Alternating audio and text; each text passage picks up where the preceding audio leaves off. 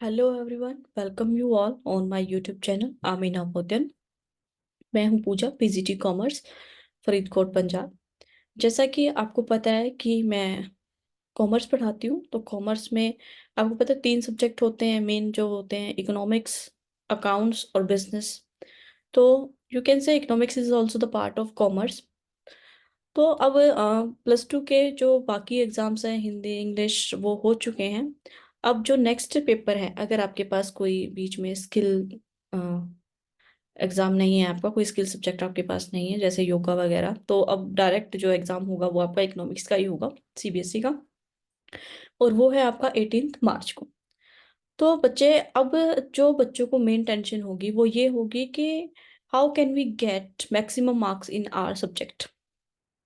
उसके लिए आपको इम्पोर्टेंट टॉपिक चाहिए। बेटा, मेहनत तो आपने सारा साल करी ही है, नो डाउट मेहनत आपने करी है, लेकिन फिर भी बच्चों को एक थोड़ा सा अजीब सी बेचैनी हो जाती है एग्जाम के टाइम पे कि हम मिनिमम टाइम में मैक्सिमम रिवीजन कैसे करें। कुछ इंपॉर्टेंट टॉपिक्स मैं आपको बताऊंगी इस वीडियो में कि भाई कौन कौन से टॉपिक हैं जिससे आप अच्छे से अपनी प्रैक्टिस कर सकते हो और मैक्सिमम मार्क्स आप गेन कर सकते हो। ओके जी। चलो, तो एक तो बात ये है कि आपको पता है कि भाई आपका 80 नंबर का पेपर होता है, तो आउट ऑफ 80 आप कैसे गेन कर सकते हो। चलिए, बात करते हैं पहले बेटा आपके बुक्स के बारे में कि आपको पता है आपकी 2 बुक्स हैं, एक मैक्रो इकोनॉमिक्स है, दूसरा इंडियन इकोनॉमिक डेवलपमेंट है।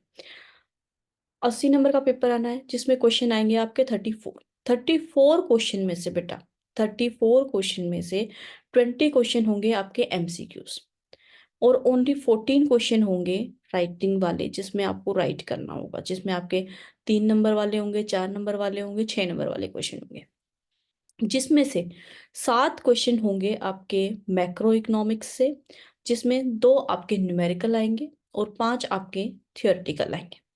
ठीक है जी। और 7 क्वेश्चन होंगे आपके इंडियन इकोनॉमिक डेवलपमेंट से, यानी कि आपकी दूसरी बुक से। इतना सबको क्लियर है? 34 क्वेश्चन आएंगे, 20 एमसीक्यूज होंगे, 14 आपके राइटिंग क्वेश्चन होंगे, 7 आपके मैक्रो इकोनॉमिक्स से आएंगे, जिसमें 5 आपके थ्योरी के होंगे और 2 आपके न्यूमेरिकल होंगे। इंडियन इकोनॉमिक डेवलपमेंट से भी आपके 7 क्वेश्चन आएंगे। ओके जी। अब बात करते हैं आपके इम्पोर्टेंट टॉपिक्स की कि भाई कौन कौन से इम्पोर्टेंट टॉपिक हैं। फिर एक बात बच्चों को डाउट होगा कि भाई आपको कैसे पता कि इकोनॉमिक्स के इम्पोर्टेंट टॉपिक्स कौन से हैं। तो बच्चे, एक जो टीचर पढ़ा रहा होता है ना, तो वो सिर्फ अपने सब्जेक्ट को नहीं लेके चलता है, वो उससे रिलेटेड जो सब्जेक्ट्स होते हैं उनको भी वो ध्यान में रखता है। तो अब मैं इकोनॉमिक्स इस साल मैं नहीं पढ़ा रही हूँ, लेकिन लास्ट ईयर जब मैं टीचिंग कर रही थी तो मैंने इकोनॉमिक्स भी पढ़ाया है और मेरे को पता है कि इम्पोर्टेंट टॉपिक्स कौन कौन से होंगे।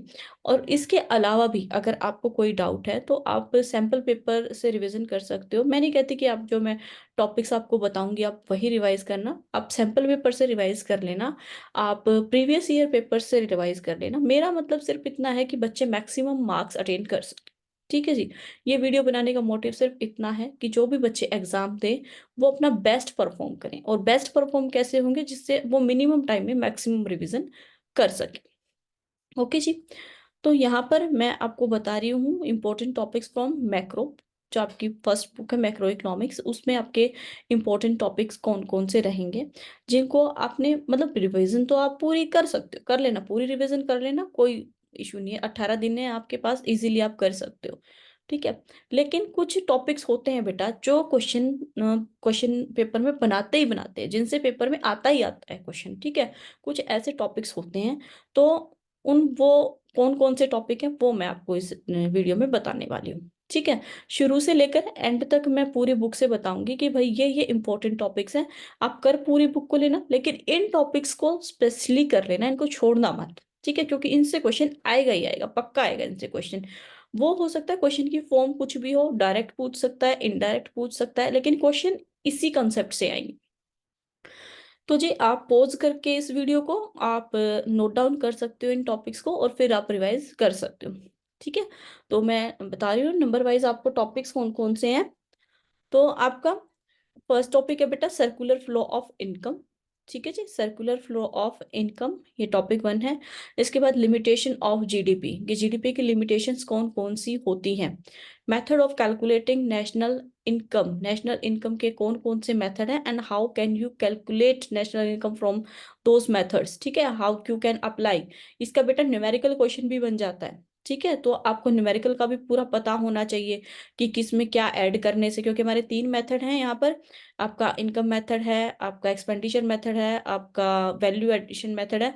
तो इन तीनों को आपको पता होना चाहिए कि कैलकुलेशन कैसे होगी, किस में क्या ऐड करने से, ग्रोस को कैसे निकाल लेंगे, नेट को कैसे निकाल लेंगे। जैसे मान लो जीएनपी है आपकी, ग्रोस नेशनल जो प्रोडक्ट होता है, उससे आपको नेट पे जाना है तो क्या करना होगा, डेप्रिसिएशन माइनस कर देते हैं। तो इस तरीके से आपको पता होना चाहिए पूरा कैलकुलेशन। ठीक है, क्योंकि यहाँ पर न्यूमेरिकल क्वेश्चन आएगा। इसके बाद है बेटा आपका मनी सप्लाई। ठीक है, मार्केट में मनी सप्लाई कैसे होता है, मनी सप्लाई के कौन कौन से कॉन्स्टिट्यूएंट्स हैं। जो M1 होता है, आपको पता है M1 M2 M3 होते हैं, तो यहाँ पर जो आपका M1 होता है वो मोस्ट इंपॉर्टेंट है। इसके बाद function of central bank, central bank के, आपको पता है सेंट्रल बैंक कौन सा है, अपना आरबीआई है, उसके कौन कौन से फंक्शन है, ये मैंने एग्जांपल के लिए रखे हैं आपके पास। जैसे बैंकर्स बैंक है, गवर्नमेंट्स बैंक है, सुपरवाइजरी फंक्शन है, ओपन मार्केट ऑपरेशंस है। तो ये मैंने सिर्फ एक क्या कहते हैं एग्जाम्पल के तौर पे आपको दिए हैं कि भाई आपको इनमें ये पता होना चाहिए कि इसको कैसे आपको डिफाइन करना है। क्योंकि हो सकता है पेपर में ये दे दे कि भाई पर्टिकुलर 2-4 फंक्शन डाल के, जैसे मान लो ये 4 फंक्शन मैंने डाल रखे हैं, तो हो सकता है क्वेश्चन पेपर में भी आपको ये 4 टॉपिक ऐसे 4 पॉइंट डाल के और वो पूछ ले कि भाई इनको डिफाइन करो। ठीक है, तो हर एक फंक्शन को आपने पूरे अच्छे से पढ़ना है कि इस फंक्शन में बैंक क्या काम करता है। इसके बाद role of commercial bank in creation of money, के जो हमारे कमर्शियल बैंक्स होते हैं वो मार्केट में मनी क्रिएशन कैसे करते हैं, क्या रोल है उनका, किस तरीके की भूमिका वो निभाते हैं, ये वाला टॉपिक है। उसके बाद working of investment multiplier, multiplier को पता है बेटा आपको टू वे वेपन बोला जाता है, दो धारी तलवार। ठीक है, जैसे जैसे आपकी इन्वेस्टमेंट को बढ़ाता है वैसे वैसे ही आपकी इन्वेस्टमेंट को घटा भी देता है। ठीक है, तो वर्किंग ऑफ इन्वेस्टमेंट मल्टीप्लायर, इसका बेटा न्यूमेरिकल आपको आना चाहिए। ठीक है, न्यूमेरिकल आपको आना चाहिए इसका, क्योंकि मोस्ट प्रोबेबली इसका भी। हाँ जी, तो ये हो गया वर्किंग ऑफ इन्वेस्टमेंट मल्टीप्लायर, जिसमें आपको न्यूमेरिकल तैयार करना है। इसके बाद equilibrium level of income through savings and investment approach. ठीक है बेटा, ये अप्रोच आपको पता होनी चाहिए कि आप इनकम कैसे निकालोगे सेविंग और इन्वेस्टमेंट के। क्योंकि आपको पता है अपनी इनकम को हम सेव भी करते हैं, इन्वेस्टमेंट भी करते हैं। यहाँ पर I is equal to S plus I हो जाता है, मतलब income is equal to savings plus investment. ये वाली अप्रोच आपको निकालनी पड़ेगी, इक्विलिब्रियम इसका दिखाना पड़ेगा आपको। कोई भी एग्जांपल इसका जरूर कर लेना। ठीक है जी, यहाँ पर आपका एग्रीगेट डिमांड और एग्रीगेट सप्लाई वाला कंसेप्ट भी वो दे सकते हैं, लेकिन ये मेरे को ज़्यादा इंपॉर्टेंट लगा तो मैंने इसलिए ये डाल दिया। एएस और एडी वाला भी कंसेप्ट आपका यहाँ आ सकता है, तो उसको भी एक बार रिवाइज ज़रूर कर लीजिएगा विद डायग्राम। ठीक है, डायग्राम भी ज़रूरी है, इनके डायग्राम भी इंपॉर्टेंट है। इसके बाद बेटा आपका टॉपिक आता है inflationary gap and deflationary gap. ठीक है, how to control government through policies, मतलब गवर्नमेंट अपनी पॉलिसीज के थ्रू इन्फ्लेशनरी गैप और डिफ्लेशनरी गैप को कैसे कंट्रोल कर सकती है। आपको पता है कि गवर्नमेंट पॉलिसीज कौन सी होती है, हमारी मॉनेटरी पॉलिसी और फिक्सल पॉलिसी। उनके थ्रू जो भी उनके मेजर्स होंगे वो आपको पता होने चाहिए, उनको जरूर रिवाइज कर लेना। इसके बाद ऑब्जेक्ट ऑफ गवर्नमेंट बजट, हर साल हमारा बजट आता है ना, तो ऑब्जेक्टिव्स ऑफ गवर्नमेंट बजट के आपके कौन कौन से ऑब्जेक्टिव हैं गवर्नमेंट के बजट लाने के, वो आपको पता होना चाहिए, वो मतलब रिवाइज कर लेना। इसके बाद फ्लेक्सिबल एक्सचेंज रेट, आपकी यहाँ पर एक्सचेंज रेट होती है ना, फिक्स एक्सचेंज रेट और फ्लेक्सिबल एक्सचेंज रेट। तो फ्लेक्सिबल एक्सचेंज रेट वाला जो मैकेनिज्म है वो ज़्यादा इंपॉर्टेंट है बेटा, उसको ज़रूर रिवाइज कर लेना। Component of capital and current account in BOP, capital accounts में आपकी कौन कौन से एलिमेंट होते हैं, करंट अकाउंट में किस किस चीज़ को शामिल करते हैं, ये ज़रूर कर लेना बेटा। और इसका जो थर्ड होता है जिसमें आप सारी एरर्स कैलकुलेट करते हो कि भाई बीओपी निकालने में कोई एरर होगी हो, तो वो भी ज़रूर कर लेना। डिफरेंसेस, बेटा आपकी बुक में ना जितने डिफरेंसेस गिवन हो, डिफरेंसेस को मत छोड़ना। जैसे कि एग्जांपल के लिए तो पे लिखा है मैंने ये, जैसे रियल जीडीपी नॉमिनल जीडीपी में डिफरेंस हो गया, फाइनल गुड्स इंटरमीडिएटरी गुड्स में डिफरेंस हो गया, रेवेन्यू रिसिप्ट कैपिटल रिसिप्ट में डिफरेंस हो गया, डेप्रिसिएशन डिवेल्युएशन में डिफरेंसेस हो गया, balance of trade balance of payment में डिफरेंस हो गया। तो डिफरेंस चाहे कहीं पर भी दे रखा हो, उनको जरूर रिवाइज कर लेना, डिफरेंस से क्वेश्चन बन सकता है, ज्यादा नहीं तो 3 नंबर में तो पक्का क्वेश्चन आ सकता है डिफरेंसेस का। ठीक है जी। तो ये मोस्ट इम्पोर्टेंट टॉपिक्स थे बेटा आपके मैक्रो इकोनॉमिक्स से रिलेटेड। इनको आप चाहो तो वीडियो को पॉज करके अपनी नोटबुक में नोट कर लो और रिवाइज जरूर कर लेना, क्योंकि इनसे क्वेश्चन बनेगा ही बनेगा। ठीक है जी। मोस्ट इम्पोर्टेंट टॉपिक्स हैं बेटा ये, मोस्ट इम्पोर्टेंट टॉपिक्स। ओके जी। अब बात करते हैं आपकी सेकंड बुक की, जो है आपकी इंडियन इकोनॉमिक डेवलपमेंट। इसमें कौन कौन से टॉपिक हैं जो आपके इम्पोर्टेंट हो सकते हैं। तो इसके हैं बेटा, एक तो आपका reasons of stagnation in agriculture sector, के आपके एग्रीकल्चर सेक्टर में इतनी डेवलपमेंट क्यों नहीं हुई है, उसमें इतनी स्टैग्नेशन क्यों है। ये आपका प्री पोस्ट इंडिपेंडेंस और प्री इंडिपेंडेंस दोनों में पूछा जा सकता है बेटा, दोनों को अच्छे से रिवाइज कर लेना कि भाई एग्रीकल्चर जो हमारा पोस्ट इंडिपेंडेंट क्या था और प्री इंडिपेंडेंट क्या रहा है, मतलब प्री क्या था और पोस्ट क्या रहा है। इसके बाद indicators of demographic profile in India on the eve of independence, ये वाला टॉपिक आपका बहुत इंपॉर्टेंट है बेटा, इसको भी कर लेना। नेक्स्ट है आपका role of small scale industries in generation of employment. इससे तो बेटा 100% आपका क्वेश्चन में आना ही आना है। ठीक है। तो मतलब है तो सारे इंपॉर्टेंट ये टॉपिक्स, लेकिन कुछ टॉपिक्स ऐसे होते हैं जो बिल्कुल ही हाईलाइटर होते हैं कि इनसे तो टॉपिक आएगा ही आएगा, क्वेश्चन आएगा ही आएगा। Long term goals of 5 year plans, कौन सा प्लान कब आया था, उसमें ग्रोथ रेट क्या रखी गई थी, कौन से ऑब्जेक्टिव उसके सेट किए गए थे, कितना आपने मेजर किया, ये 4-5 पॉइंट है बेटा जो आपको पता होने चाहिए हर एक प्लान के। ठीक है। जैसे कि अगर हम सेकंड ऑब्जेक्ट 5 ईयर प्लान की बात करें, जिसमें हमारे हैवी जो इंडस्ट्रीज थी उन पे ज्यादा फोकस किया गया था, महानिपोलिस वाला जो मॉडल था आपका वो उसमें आया था, भिलाई में जो आपका आयरन इंडस्ट्री एस्टेब्लिश करी गई थी वो वहीं उसी टाइम पे करी गई थी। तो मतलब इस चीज ऐसी ऐसी चीजें ना जो मेन हाइलाइटर्स होती हैं किसी भी 5 ईयर प्लान की, वो आपको पता होनी चाहिए। इसके बाद when and why reforms introduce in India, reforms क्यों इंट्रोड्यूस किए गए, चाहे वो आपके एग्रीकल्चर रिफॉर्म्स हैं, चाहे आपके वो इंडस्ट्रियल रिफॉर्म्स हैं, कोई भी रिफॉर्म्स है तो वो आपको रिवाइज जरूर करने हैं। Sources of human capital formation India, human capital formation के सोर्सेज क्या क्या हैं वो जरूर रिवाइज कर लेना बेटा। Measures taken by Indian government to improve agriculture marketing, agriculture marketing को इम्प्रूव करने के लिए इंडियन गवर्नमेंट क्या क्या उपाय कर रही है, ये आपका इंपॉर्टेंट टॉपिक है, इसको भी रिवाइज कर लेना। डाइवर्सिफिकेशन इन एग्रीकल्चर, एग्रीकल्चर में डाइवर्सिफिकेशन कैसे लाई जा रही है, कैसे गवर्नमेंट उसको सपोर्ट कर रही है, जैसे सब्सिडी वगैरह गवर्नमेंट दे रही है ना, तो उसके लिए ये टॉपिक इंपॉर्टेंट है, पूछा जा सकता है कौन कौन सी टाइप की सब्सिडी होती है, तो वो वाला आप रिवाइज जरूर कर लीजिएगा। इसके बाद similar development strategies have India China and Pakistan, India China Pakistan में बेटा आपको एक क्वेश्चन तो पक्का मिलेगा जिसमें या तो वो सिमिलर डेवलपमेंट पूछ सकता है, या फिर वो ये पूछ सकता है कि भाई इनमें जो डिफरेंसेस हैं डेवलपमेंट में वो क्यों हैं, उनकी स्ट्रेटजीज क्या है जिसकी वजह से जो डेवलपमेंट है वो सिमिलर नहीं हो पाई है। ठीक है। तो ये आपको डिफरेंस और सिमिलरिटी ये दोनों आपको पता होने चाहिए। इसके बाद है major component of human development index, human development index के कौन कौन से मेजर कंपोनेंट्स होते हैं। ठीक है। जैसे हेल्थ है, एजुकेशन है, तो वो आपको पता होने चाहिए, उनको जरूर रिवाइज कर लेना। Sustainable development and its aim, sustainable development क्या है, इसके एम क्या है, सस्टेनेबल गोल्स क्या है हमारे। ठीक है।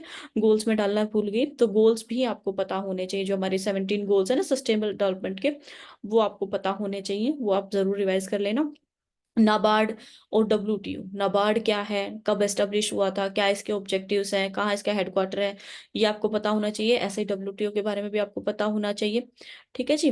अ, और इसके बाद बेटा ग्रीन रिवोल्यूशन क्या है, कब आया था, क्या इसका इम्पैक्ट है, ये आपको पता होना चाहिए। नेशनल और इंटरनेशनल, इसको दोनों तरह से कर लेना बेटा, नेशनल पे भी और इंटरनेशनल पे भी। अगर नेशनल आपसे पूछा गया है और इसको आप थोड़ा सा लिंक करके इंटरनेशनल के साथ बताते हो तो आपके क्वेश्चन का इम्पैक्ट काफी अच्छा रहता है। ठीक है। ऑर्गेनिक फार्मिंग क्या है, ग्लोबल वार्मिंग क्या है। ठीक है। ये आपके हाईलाइट टॉपिक है, हॉट टॉपिक्स आप इनको बोल सकते हो, तो ये भी जरूरी है। एक positive contribution by British in India, ये बेटा आपके जो ये वाला स्टार्टिंग वाला चैप्टर है ना, ये वाला सेकंड वाला, उससे ही रिलेटेड ये टॉपिक है। तो क्या मतलब ब्रिटिशर्स ने वैसे तो इंडिया की डेवलपमेंट के लिए इंडियन डेवलपमेंट के लिए तो काम किया नहीं था, लेकिन उन्होंने अपनी सहूलियत के लिए जो कंट्रीब्यूशन किया था, आखिरकार डेवलपमेंट तो इंडिया की हुई ना, जैसे उन्होंने पुल बनाए, रोड बनाई, रेल चलाई उन्होंने, ठीक है। तो वो वाली चीजें आपको यहाँ पे बतानी है कि भाई जो उन्होंने काम किया उससे इंडिया की डेवलपमेंट कैसे हुई। तो ये क्वेश्चन भी इंपॉर्टेंट बन सकता है बेटा, ये भी आपको जरूर से रिवाइज करना है। इसके बाद मैंने डिफरेंसेस वाला पॉइंट इसमें भी डाला है कि आपकी बुक में जहां पर भी डिफरेंस गिवन हो ना बेटा, डिफरेंस सारे रिवाइज कर लेना। जैसे फॉर एग्जांपल मैं इसमें आपको क्या बताऊं, जैसे ये WTO में आता है ना बाइलेटरल ट्रेड और मल्टीलेटरल ट्रेड, तो उसमें डिफरेंस पूछा जा सकता है। इस तरीके से मतलब जितने भी टॉपिक हो बेटा डिफरेंस वाले, तो वो आप सारे के सारे रिवाइज कर लेना। ओके जी। ये थे बेटा जी आपके हाईलाइट टॉपिक्स, बहुत ही इंपॉर्टेंट, जिनको आपने छोड़ के बिल्कुल भी नहीं जाना है। रिवाइज इनको तो पक्का करना ही करना है if you want to get maximum marks, ठीक है। अगर आप ज्यादा से ज्यादा मार्क्स अटेन करना चाहते हो तो इन टॉपिक्स को तो बिल्कुल भी मत छोड़ देना, इनको तो रिवाइज आपने करना ही करना है। उसके अलावा क्योंकि आपके पास उसमें ब्रेक काफी लंबा मिलेगा आपको, योगा के बाद आपके मतलब 17-18 दिन की छुट्टियां हैं इको के पेपर में, तो उसमें आप अपने सैंपल पेपर जरूर कर लेना, कम से कम 2-3 सैंपल पेपर तो पेपर से पहले जरूर कर लेना। प्रीवियस ईयर के जो क्वेश्चंस हैं उनको रिवाइज कर लिया। और एक बेटा जो आपके क्वेश्चंस है ना, जैसे लेंथी क्वेश्चन जो होते हैं 6 नंबर के, 4 नंबर के, तो उनको ना लिख के देखना। लिख के देखने से क्या होगा, एक तो आपकी राइटिंग स्पीड बढ़ेगी, दूसरा बेटा आपको क्वेश्चन प्रेजेंटेशन का पता चलेगा कि आप क्वेश्चन को कितने बेहतर तरीके से प्रेजेंट कर सकते हो। आपको खुद की कमियां उसमें पता चलेंगी कि भाई आप इसको और बेहतर बना सकते हो जो कि आपने नहीं बनाया, ठीक है। क्योंकि जितनी अच्छी आप प्रेजेंटेशन देते हो ना, वो उतने ही अच्छे मार्क्स आपको मिलते हैं। ओके बेटा। तो आपके इकोनॉमिक्स में यही इम्पोर्टेंट टॉपिक्स थे मेरे हिसाब से, ठीक है। मेरे हिसाब से यही इम्पोर्टेंट टॉपिक्स मेरे को लगे, जो प्रीवियस ईयर बेस्ड क्वेश्चंस पे सैंपल पेपर में जो क्वेश्चंस गिवन है उनके बिहाफ पे मैंने तैयार किया है। तो आई होप इससे आपको काफी हेल्प मिलेगी। ऐसे ही जो बच्चे कॉमर्स के हैं, ये क्योंकि इकोनॉमिक्स तो आर्ट्स में भी, आर्ट्स वाले बच्चों के पास भी होता है, तो जो कॉमर्स के हैं उनके लिए मैं ऐसे ही इम्पोर्टेंट टॉपिक्स अकाउंट और बिजनेस दोनों के लेकर आऊंगी। फिलहाल क्योंकि अभी इकोनॉमिक्स का पेपर आ रहा था तो मैंने ये इकोनॉमिक्स के लिए बनाई है। तो आप इन टॉपिक्स को बहुत अच्छे से कर लीजिएगा, ठीक है। सभी बच्चे जिनके पास भी इकोनॉमिक्स है और उनका पेपर अभी होने वाला है, तो इन टॉपिक्स को तो बेटा आप बहुत अच्छे से रिवाइज कर लीजिएगा, लिख लिख के प्रैक्टिस कीजिएगा अपनी। क्वेश्चन किसी भी तरीके से आ सकता है, डायरेक्ट भी पूछ सकते हैं, इनडायरेक्ट भी पूछ सकते हैं। बस बात यह है कि आपको उस क्वेश्चन को समझना है और उसका राइट आंसर आपको करना है। ओके जी। Okay, all the very best for your exam. And जो कॉमर्स वाले बच्चे हैं उनके लिए अकाउंट और बिजनेस स्टडी दोनों की मैं वीडियोस ऐसे ही इंपॉर्टेंट टॉपिक पे लेके आऊंगी, तो वो सब जुड़े रहिएगा। अगर अभी तक आपने मेरे चैनल को सब्सक्राइब नहीं किया है तो मेरे चैनल को सब्सक्राइब कर लीजिएगा। अगर मेरी वीडियोस आपको अच्छी लगती हैं तो लाइक कीजिएगा और अपने दोस्तों के साथ भी शेयर कीजिएगा। ओके जी। Thank you so much.